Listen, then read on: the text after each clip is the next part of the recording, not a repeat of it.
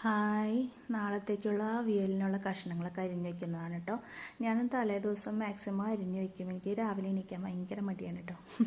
അപ്പോൾ വെജിറ്റബിൾസൊക്കെ എല്ലാം രാത്രി തന്നെ തലേ ദിവസം തന്നെ കട്ട് ചെയ്ത് വെച്ചിട്ടുണ്ടെങ്കിൽ പിറ്റേ ദിവസത്തേക്ക് നമുക്കതെടുത്ത് ചെയ്യാൻ എളുപ്പമുള്ളൂ. അപ്പോൾ ഞാൻ അതിൻ്റെ കൂട്ടത്തിൽ കുടപ്പൻ ഉലർത്തിക്കൊണ്ടിരിക്കുന്നതാണ് കേട്ടോ. കുടപ്പൻ പരിപ്പിട്ട് ഞാൻ കുക്കറിൽ വേവിച്ച് വെച്ചിട്ടുണ്ട്. അപ്പോൾ അതിനായിട്ടുള്ള ഉള്ളിയും വെളുത്തുള്ളിയൊക്കെ ഞാൻ ചോപ്പറിൽ ചോപ്പ് ചെയ്ത് വെച്ചിട്ടുണ്ടായിരുന്നു കേട്ടോ.